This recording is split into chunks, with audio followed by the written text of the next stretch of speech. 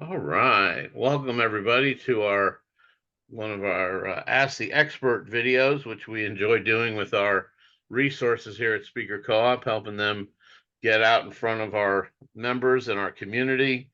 Stuart Bell is here from 90 Minute Books. I get that right, Stuart? That's right. Both the name and the company. And Two for two. it's our I think you'll appreciate our topic today. We're gonna learn and talk about books and how to get our own book done, and that's what Stuart is an expert at, fortunately. And we're sharing, of course, on our Facebook feed to the community there, and we're always glad to do that. We called our talk today "Creating Your Conversation Starting Book," and Stuart's been helping folks do that for years. Say, y'all come on out that closet. Oh, there we go. Fuck y'all doing fight. What y'all wrestling in that closet for, man? Y'all come on out of there. Fuck y'all playing in the closet for. That's how you do the nigga. Say, nigga, y'all come on out that closet. We see y'all tonight. Come on. 8 times trying to fool her. Yeah, now them nigga trying to fool her. Nigga, y'all Bye. me, nigga. Bye. Nigga. Everybody say bye-bye.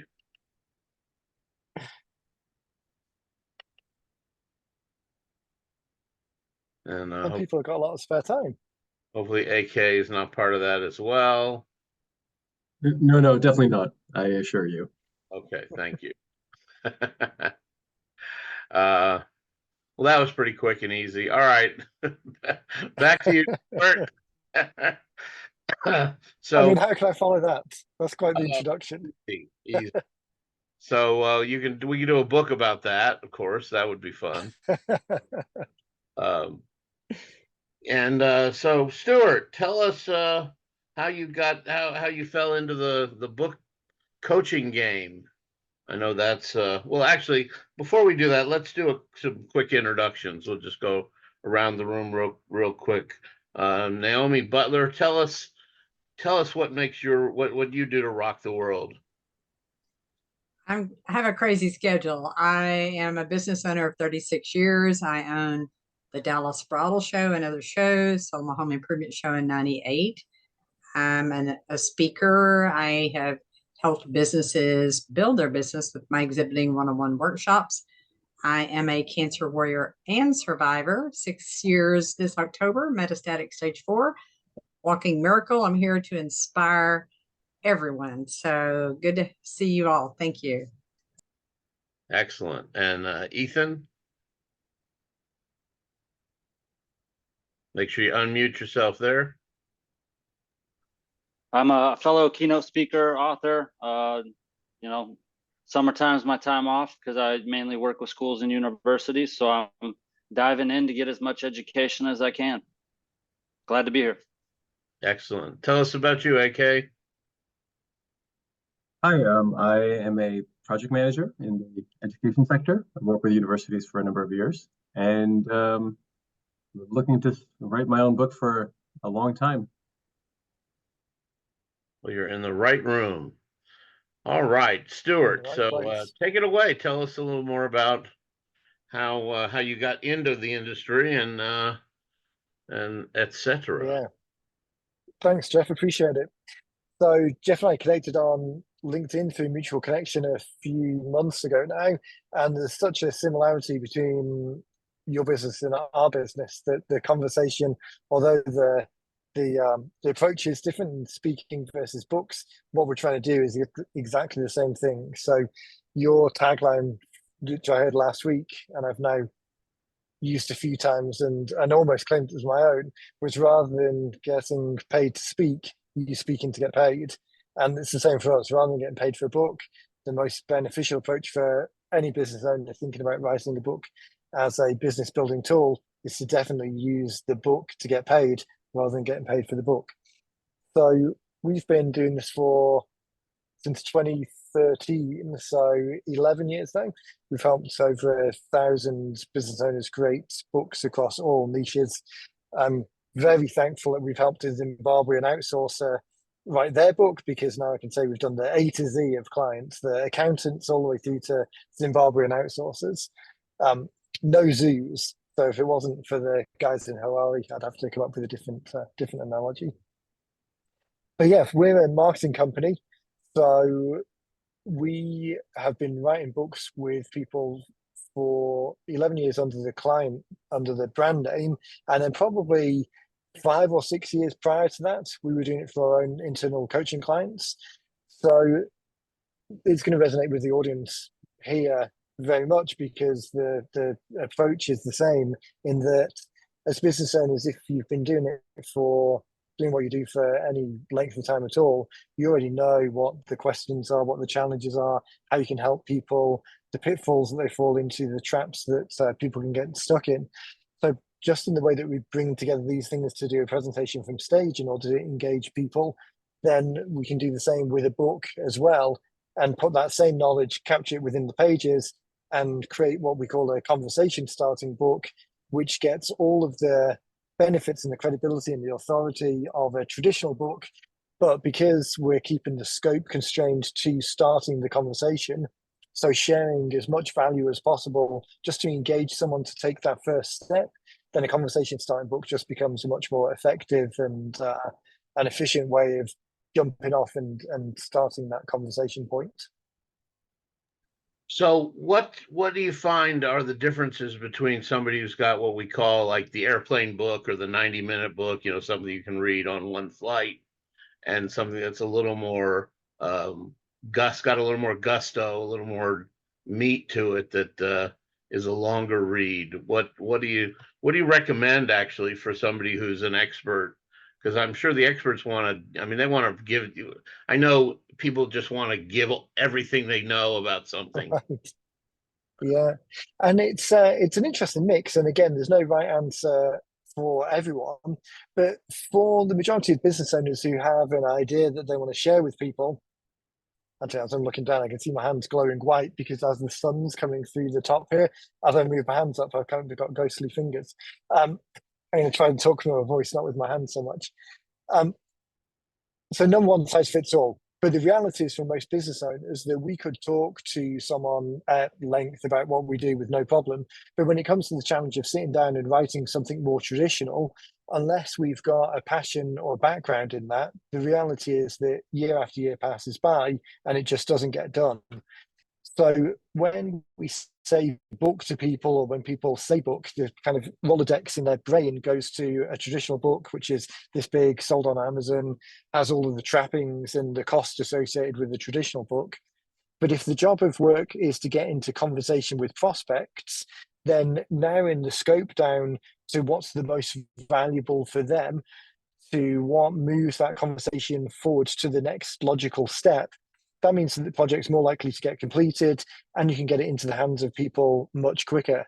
Now, it may be the case that further down the track, there's a second book that addresses a second target audience, or there's potentially a bigger book as you start getting that feedback and then it develops over time. So all of these projects should be thought of as a living funnel piece of work, a living piece of your marketing material that allows you to address that market, but then develops over time, both as your perspective develops and the feedback that you get from other people develop. So very much like a speech, you can imagine a scenario where if you said to someone, I want to deliver something from stage, and when you said from stage, their mind immediately went to a Broadway show. Or you could speak as a business owner from a stage in a more traditional environment that we're in, and that on the whole spectrum is much down the smaller end of the market. So books operate in this unusual space where the majority of the credibility can be taken at any end of the spectrum, but as people think about creating it, they automatically think about that top end. And the challenge there is, as I say, it never gets done. If you start going down the process, you quickly find it's very expensive, and almost the opposite of the lead marketing approach. If your only approach is to do everything and make it that perfect traditional big version all at once, then that's a lot of time and money investment into something that you may want to pivot very quickly. in order to really start that conversation with the people who you want to have that conversation with. And actually, when you think about it from the reader's perspective as well, the books that we're talking about we're not selling books to be the entertainment. The book isn't the product. What they want is an answer to the solution.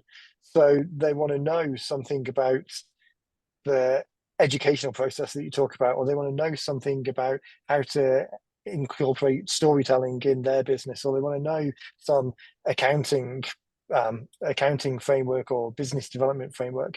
So the what they're buying or what they're opting in for is an answer to a problem, not necessarily to be entertained. And if you can be as economical with that answer as possible, again, very similar to the stage approach. So book as business card, book as brochure, not book as. Yeah. Book as conversation starter. So that's really why we kind of double down on this idea of because a lot of people talk about this type of thing as a business card or that type of thing. But the challenge with a business card is there's no real value proposition given with a business card.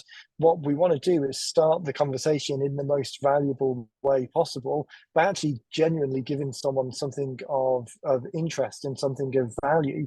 So not the book isn't there to purely to establish your authority. If there is any element of that, it's a secondary benefit. The book is really to say, hey, I've got a problem with Would you have some plumbing. you have some of your clients' books there with you?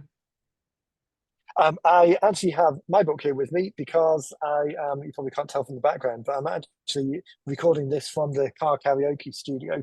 So I'm just driving back north from the office in Florida, and I'm a little bit behind schedule. So I'm in the car with mine, but not with client ones. Show us yours, and we can show some others, because those whole two bookshelves behind me are business books. So right. Example. And if people want to get an example, as I say, we've done 1,000 or so of them. And on the website, we've got a gallery link on the website that shows, I think the gallery will hold like 250. So we've got many, many, many examples. Let me turn this blur off, and then there you go. Yeah. The full effect of the car. So get the angle right. So this is the book that I'm currently using. We've obviously got several because it's easy for us to create. So when you think about what this does, so this is a book that we call the Book Blueprint Scorecard, and it's got 8 elements or 8 building blocks of a book that builds your business. So as I'm trying to start conversations with people who might be clients or people who are talking about writing their book, particularly from a lead generation perspective, then some of the 8 elements within this book: choose a single target audience, a title that resonates and stops people in their track, because most of the time when we're giving something to them, we need that hook for them to see the value of what the offer is. The subheading should be something that amplifies the title, not a kind of a keyword stuffing exercise of trying to jam in everything else. And then the call to action on the back, the call to action needs to be this minimum viable commitment. Most traditional books, the job of work of the back cover is to sell the book. So it's got some blurb about the book and the story and then the author maybe. But where we know that this book is being used in a conversation, we want to move people to the next step. Then the call to action on the back should be this minimum viable step that someone can take to take that conversation to the next level. And then things like the interior. We know that readership rates are relatively low, even for fiction books, where the entire job of work of the book is to be read. For books like these, where it's not, the purpose is to move the conversation forward, then we know readership rates are low. So the table of contents needs to do that heavy lifting of picking up and pushing people in the direction, compelling them to take the next step, because they're just skimming through it and they've raised their hand because they're interested in the first place. And we want them to say, yes, yes, yes, I'm in the right place, and then just jump to the call to action. So all of these elements, although this is also printed on a dead tree and glued together with a dead horse, this, compared with a traditional book, the job of work of this is very different. It's moving people forward. Again, similar to the speaker approach. The speaker approach is to be on stage, to deliver that value, give people a logical next step that they're enthusiastic to take because you've already delivered some value. And then, of course, the scope is bigger. There's always more that could be said. So leading people to that next step is really the job of work of this as a tool, as a conversation starting book rather than a traditional book. Yeah, makes sense for sure. And I want to make sure Ethan and Naomi and AK, feel free if you guys have questions as we're having this discussion to jump in and throw your question out there. But I figured we could look at some of the books on the shelf and talk about what purpose they're fulfilling as well. But the conversation starter obviously is the thing we're focusing on right now, and as you say, moving the conversation forward. It's funny you talk about readership. I've told when I tell an author that more than half the people who buy their book are not going to read it, and they get that look on their face, and it's like, no, I'm Right. sorry. It's just don't take it personally. It's not they're going to read the introduction. Your you want them to buy the book, you want them to read about you want them to get in touch with you want to make sure you have links in the book to you, but don't take it personally when they don't necessarily read that book cover to cover. And Right. And even if, again, it comes back to the job of work. If you're an author and your job is writing books you want people to read and no one reads them, that's very different from us being business owners and wanting to engage potential clients in a conversation. And the book is the mechanism that facilitates that. It adds value, it reassures people they're in the right place. It gives sure. them this kind of micro yes approach of, yes, this is a problem that I've got. Yes, I think these people can help me. Yes, I'm reassured that these people know what they're talking about. And here's the next step. Because again, going back to that idea that the book isn't the product, the answer that you can deliver to people is the product, the thing that they want, then it means that whether people read it or not is less of an issue, which again is another frustration when you see people who have spent maybe tens of thousands of dollars on this project, and the return on investment of that as a business owner is going to be a very long way down the road, because unless it happens to hit and you happen to get that traction, then to be able to do the same thing with a much smaller budget, both in terms of time, effort, and cost, it's just a far more efficient way to move those cohorts of people that you can help forward towards kind of taking that step and really really doing the thing that we want them to do, which is get on the phone, and then we can talk to people like real human beings. Yeah, and that's really one of the reasons we at Speaker Club like to partner with book coaches like you, because we recognize that we can help you further the cause of the author by helping them get the book into more people's hands with shoe leather, Right. going out and speaking to rooms full of folks so they can see the book and buy it and get that. Right. Yeah, for sure. I see Naomi's got a question. I've got a chunk to say on the speaker connection as well, but Naomi. Hi there. I think I'm going to ask just some of the stuff that is the nitty gritty. That's a small book. That's awesome. It's paperback, so it didn't cost as much. Can I ask, if you're willing to give us this information, how many pages? How much did it cost to produce? And are you doing it print on demand or bulk, or how are you doing that? Yeah, no, great questions. And I'll talk a bit about our process as well, just to share those ideas with people and also give them some ideas if people want to do it themselves. So our this book is 119 page, well, it must be 120 pages, because it's an even number, but 120 pages or so. So once you get above, and this camera is trying to show the spine text, once you get above a certain number of pages, and that varies from printer to printer, that gives you the ability to put spine text on. And then as soon as you get to that point, the volume of stuff that's in there, again, given that the idea is that for one particular funnel, we're trying to move people to the next point in the conversation. So this, people always ask, how big should it be? And my personal view is that is only relevant if you're in a traditional publishing world and you're actually getting sold, the money for the relationship is in selling the book, because then it's on a shelf be it a physical shelf or an Amazon shelf, next to bestsellers from world-renowned authors, and therefore there is a volume element of needing to compete in that way.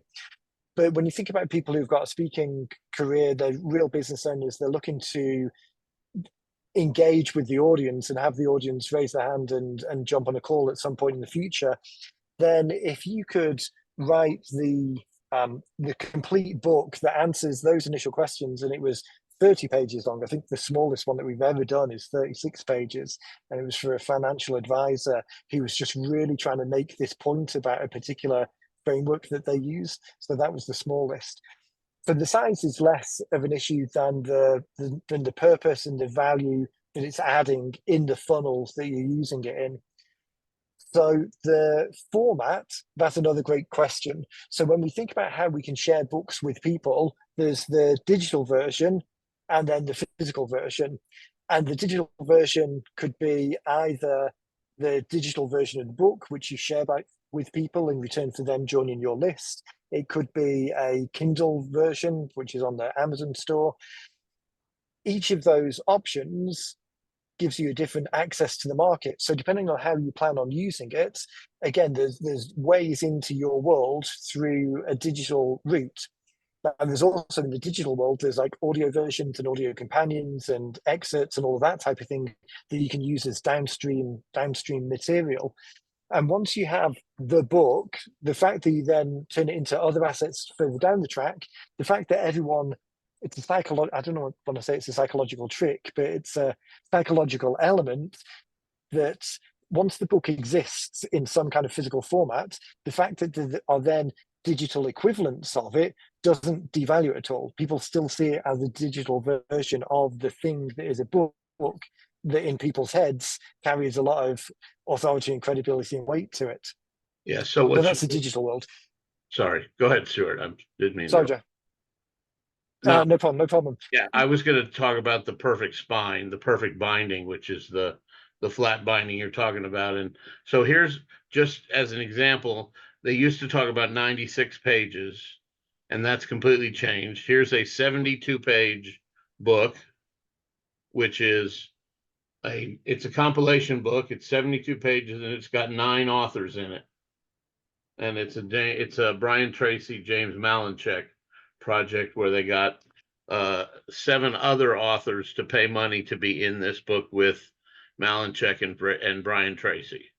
So the other seven faces are now all there. They all became best-selling authors in a book with James Malinchek and Brian Tracy, and they each paid about $5,000 to be in this book.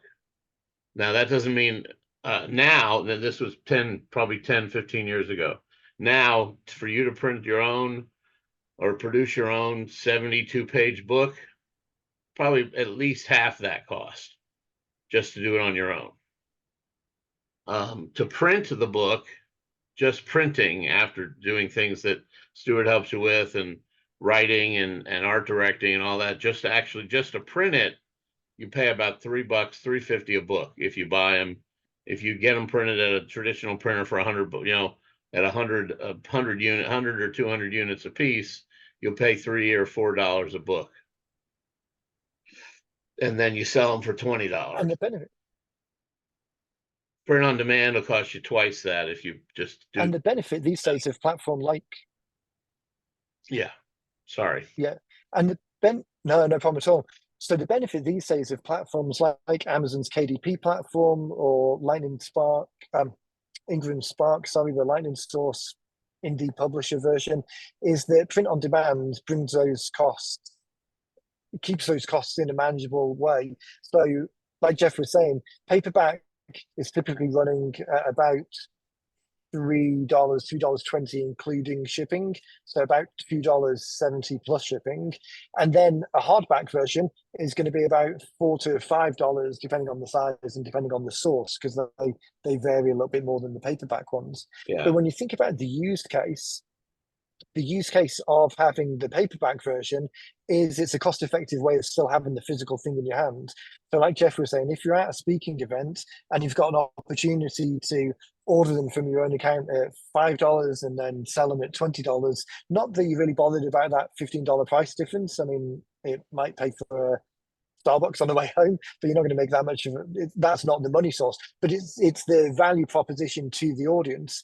Now imagine that you're in a business where you have a top 100 list. It's the 100 clients that you would ideally love to work with. You do research on LinkedIn or the Yellow Pages or the Chamber of Commerce. For those high value targets that you really want to engage with, imagine printing off 100 hardback versions. So once you've got the content written, making it hardback or a paperback is relatively straightforward. You can have both in your own KDP account, so just order them as you want. If you've got a local printer, a contact, you might even be able to get that cheaper. But imagine that you've been trying to get past the gatekeeper to these people at a university or at a bank or at a manufacturing organization, sending them the hardback copy of the book with a personalized note saying, I noticed something that's relevant about your industry and just wanted to send you this because I think you'll get a lot of value from this. That, and then following up with those people a week later, that as a opportunity to kind of cut through the noise and be a difference maker. So once the book is created, the ability to use them in all of these different formats that matches the use case and how you want to use it. So again, rather than the traditional world where you think of a book as a book and it's sat on the shelf, or hopefully you sit back and wait for it to become a bestseller, which obviously we know the likelihood of that. But instead, when you think about using it in all of the other marketing campaigns that you do, using this thing, which is a book in multiple formats, it just has the ability to really open the door in a way that very few other marketing tools have. Well, and let me just do a little show and tell as well. Here's a book from 7 years ago. This is a local speaker that Naomi knows, Rex Howes. He's involved in our local NSA. This is a little book, and it's only let's see, it's 64 pages, and he sells it for $8. But this book is, I mean, it probably cost him at least half of that to produce, so he's not making any money on the book. But again, it's a conversation starter.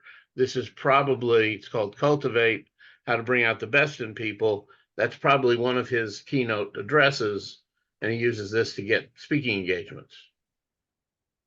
Right, so he sends this to prospective clients to get them to hire him to do this talk for $5,000 or $10,000. So this one is actually not a conversation starter. It's more of a brochure or a business card. So it still serves this conversation starter function, but because he's been speaking for 30 years, it's more an advanced conversation, I guess. And you can imagine this, makes it unique and mailable. Then here's Tim Durkin. Tim, I think, as well. Here's Moving from Promise to Performance: 17 Surefire Strategies for Better Results at Work and at Home. This is probably too much book. Maybe not. Anyway, it's 104 pages. Yeah, 108, sorry, because they're all divisible by the same number. And so, and you can see it's pretty, it's thin.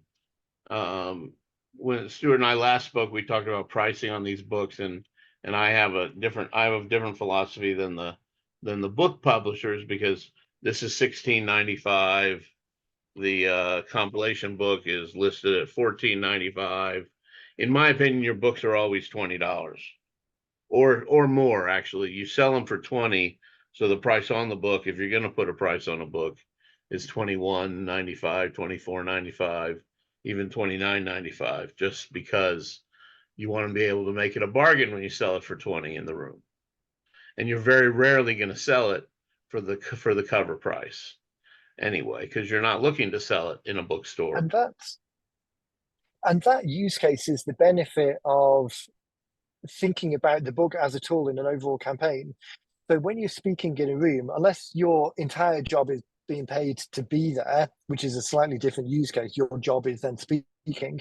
If as a business owner, you're trying to get in front of audiences where you hope there is downstream business, you can imagine a scenario where the book represents the the talk that you're given in its building blocks and what you're trying to share with people. The book is another manifestation of those ideas, just displayed in a different way, and potentially there's some different stories in there, or different examples, or different use cases. But in the front of the room, you can imagine saying to people, I brought some copies of the book. We've got 20 minutes to share with you here. There's some pretty novel concepts that we're going to go through.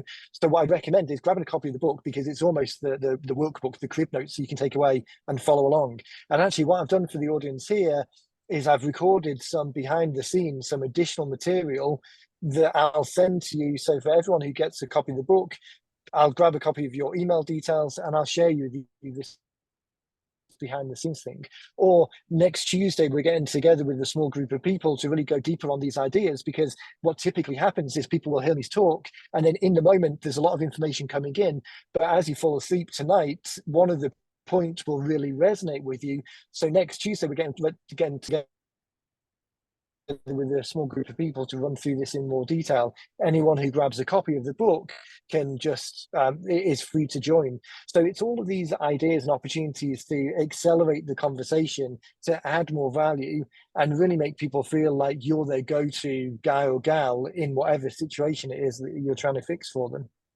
Yeah, and here's our good friend Tim Gillette, and his strategy with his book, You Can Always Get What You Want, was he actually dropped this book anytime somebody wanted a business card, he would put his book in the bucket instead of a business card. And he always got giggles, and he always got lots of attention in every room he was in, because he put his book in the bucket instead of a business card. And this book is 84 pages, and it's still got a perfect binding, so you can still put it on a bookshelf and read the name. And it's just it's his philosophy about stuff, but everything in here is conversation starting about why you should get, what, and it's all, you want, whatever you read in here, you if you like what he's saying, you want to have him either be your coach or hire him to come speak for your organization. And it fulfills everything you're talking about as far as why we as speakers should also be authors. So that's a great point, actually, that we should pick up on a little bit more, is this idea of the additional value that speakers get, particularly by having a book. So when you think about we talked a little bit about the use case where you want to engage with the audience and give them a reason to stay in touch with you after the event. But there's also this idea that the speaking organizers, the people who are putting on the event, their motivations and their primary objective is to have an entertaining event for the audience, because that's who their customers are. So with a book, you've got the ability to say, hey, not only am I going to come and deliver this thing, but there's also this additional world of valuable information that the people are going to get. One element is the book, but the other element is the supporting video material, and then there's some worksheets, maybe whatever the world is that you can create to give the organizers the feeling that they're not only having someone on stage for the 20 minutes, but they're really adding value to their members by opening up this whole opportunity. So there's a good, there's a very orchestrated way of thinking about how you can get organizers to pick you as opposed to picking someone else, because they're either in a situation where they're really keen to make it the best event possible, or they're inundated with other offers and you want your offer to stand out above the other people. And Naomi has another question, but before we get there, would you share your contact information for everybody? Stuart, please. Yeah, definitely. I'll stick it in the chat, and then everyone can get a copy of the book as well from thebookblueprint.com, which I'll also stick in chat. So that is my, nope, that's, let's try again. That is my email address. So that comes directly to me. I'll put my LinkedIn details in there as well, because that's always a good place to connect. And then this I think is book blueprint score. I'll type.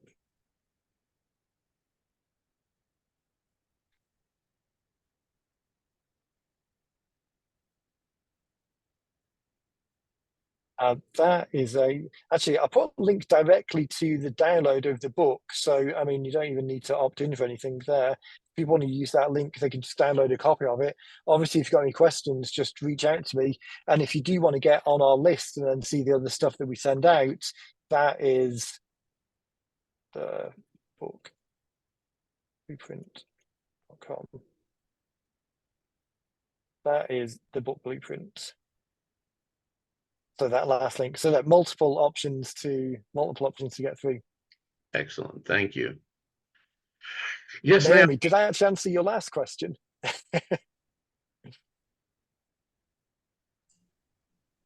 Okay, I think Denise had a question about what was the name of the book, and I think she was talking about Tim Gillette's book. Oh, okay, I thought she was talking about Stuart's book. I'm not sure. And then I had another question. So Denise, which one? Oh, she says both. Okay. Okay. Both. I'll put Tim's info, but go ahead and then Naomi, if you'll. Okay. You probably have heard of Yoram Solomon. He has the Book of Trust. He's a speaker co-op member. I'm sorry? Yoram is a speaker co-op member too, so. Cool. And he has the Book of Trust, which is about 500 pages. And then he has the Mini Book of Trust, which is a very smaller version.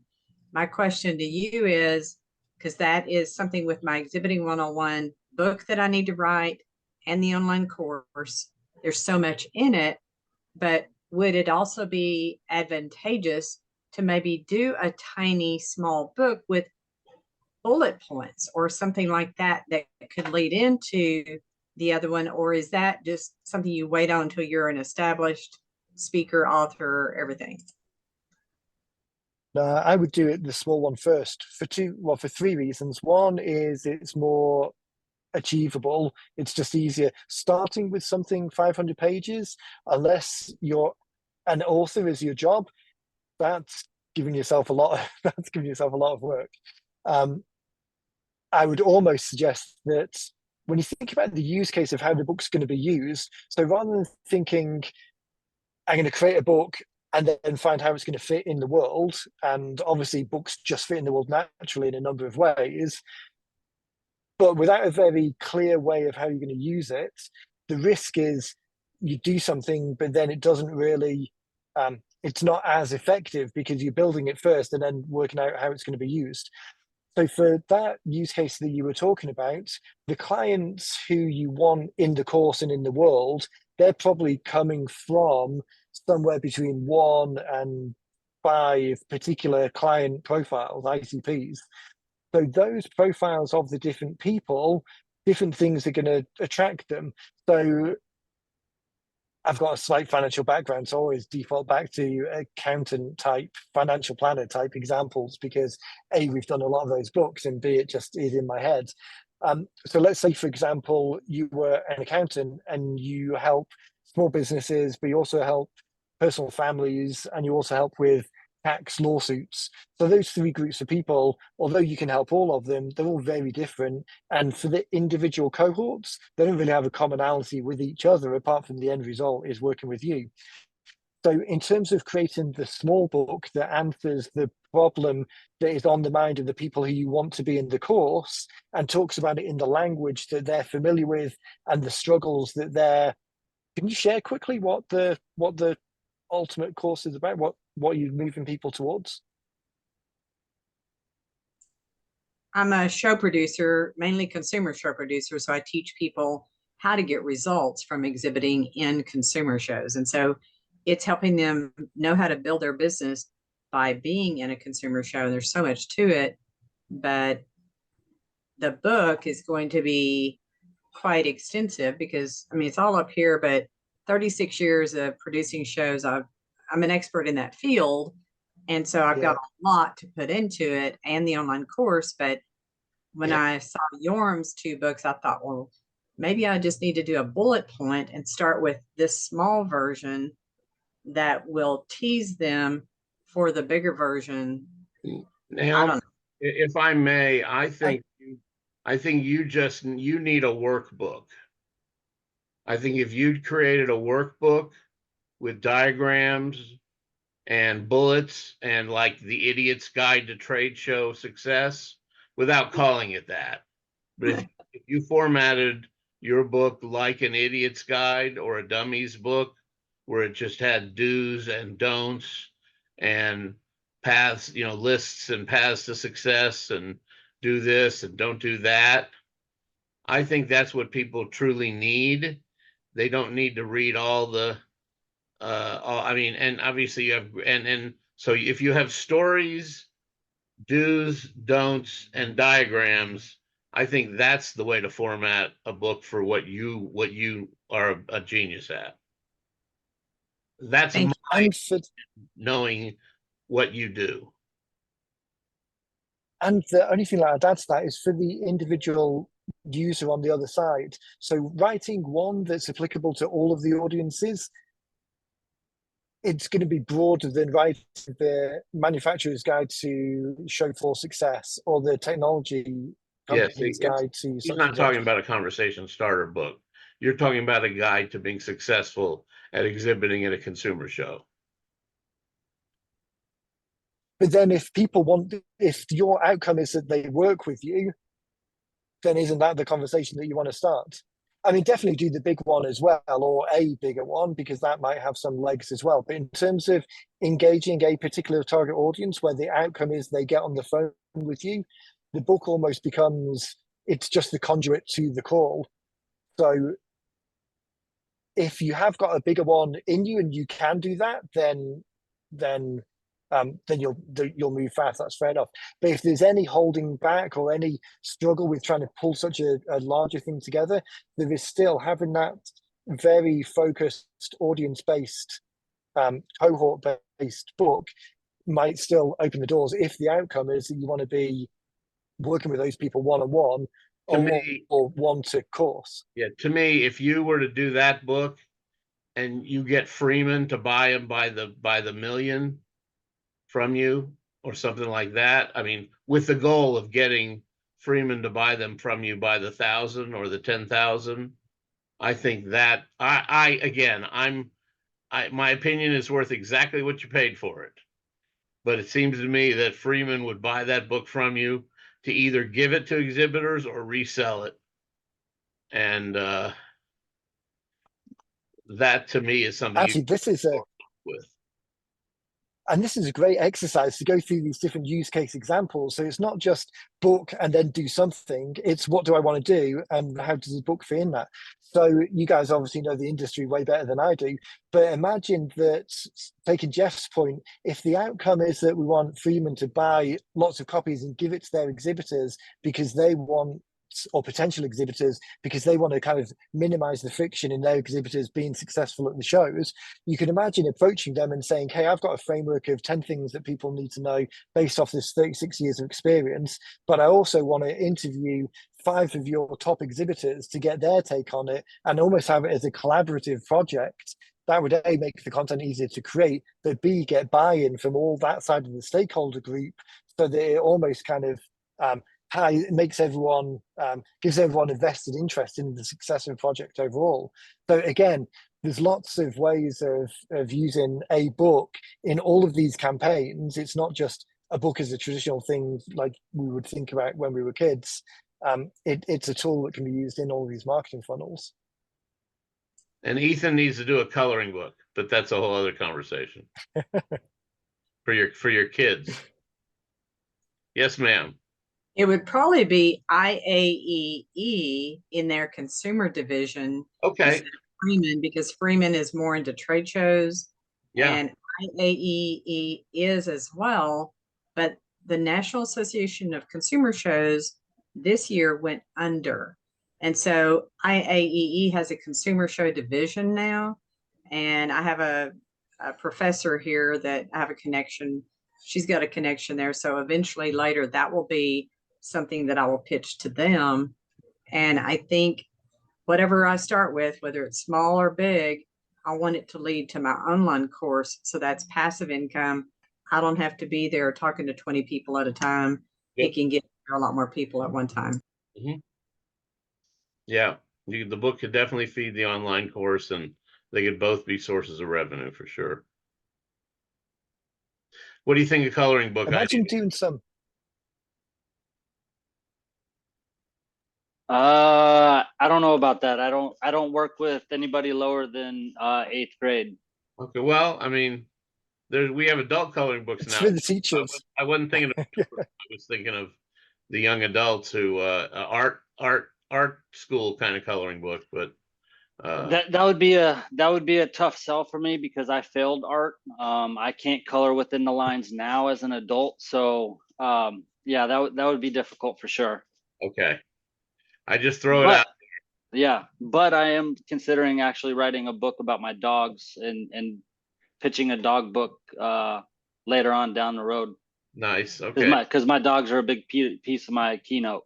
Okay. So people already know who they are. They're probably more famous than I am. Okay. Well, there you go. Photo book, calendar, all that stuff. There you go. Yep. Yeah. Actually, that's another great point about the transition from speaking to the book that you have. I think a lot of people think that they have to create something new in every format, but the reality is that once you've got a framework, using the same framework just in different mediums is actually far more effective for a lot of people rather than trying to create something new in each format. So the Right. book can be very, very closely tied to the presentation that you've got. That you've already got then the outline, you know, the framework and the flow, you know, when you're leading people. So the content then just becomes a job of filling in the words to the framework that you've already got and is already proven to be successful. So I think speakers have got a very strong advantage over other business owners because they've done the heavy lifting of titling something that resonates. They know what the questions and answers are that they get. They've got the flow of the narrative flow of the journey from the problem to the solution through the stories.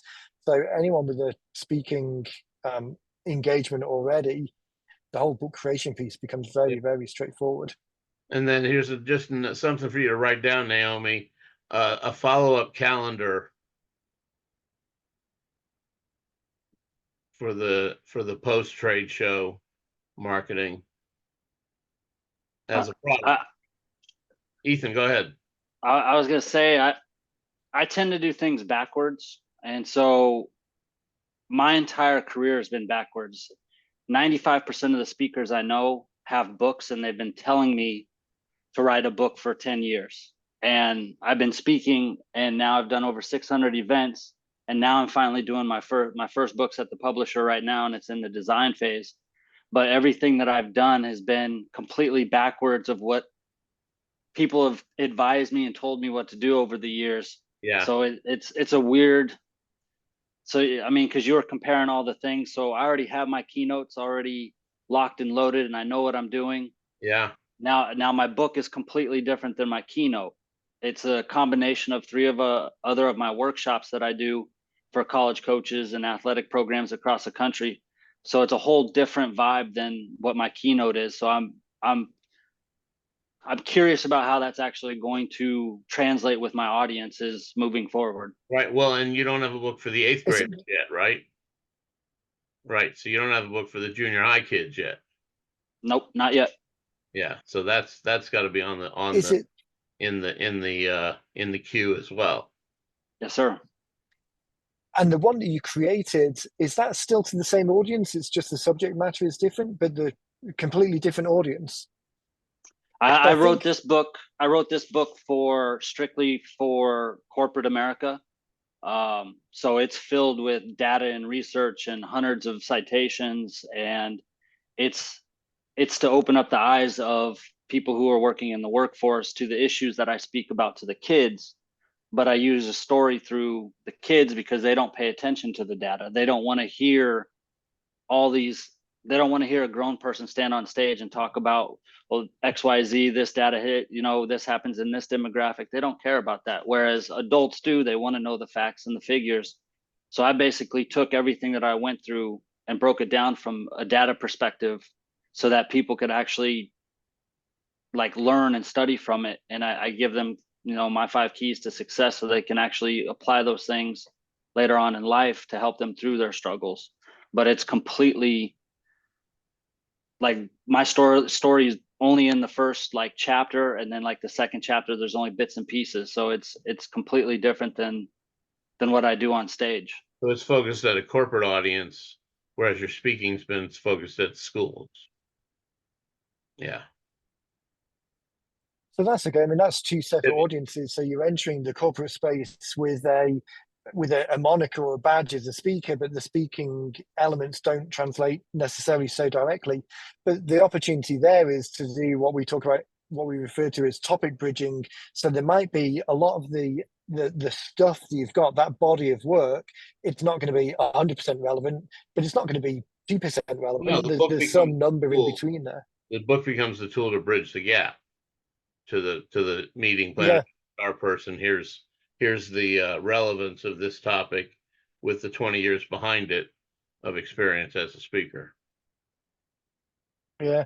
And you can maybe have fun with that as well. If the speaking audience is the kids and the book is go to the corporate audience, I mean, you don't want to turn it into a meme, but there might be some fun that you can have. Like the corporate world is relatively buttoned up, and bringing in some of the kid exercises or the examples into that world, I mean, that might resonate with people as well, just because it's different. It's taken a different approach to the traditional. I just flashed to the gummy bears commercial where the adults are talking like little kids about gummy bears.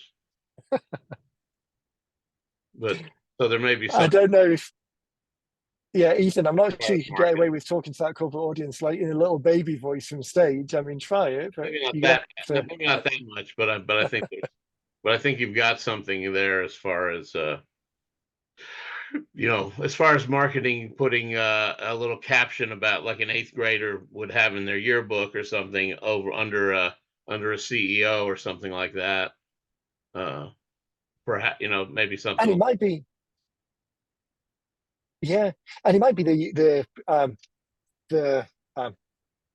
what's the word I'm blanking on? It might be the frame that you go there in the as kids up until high school, we're in this nurturing environment where we're actually, in the good schools at least, we talk this kind of Socratic method of asking questions amongst our peers. But from high school onwards, and particularly in the corporate world, there's this pressure to go in there with the right answers, and any wrong answer is punished either directly or indirectly.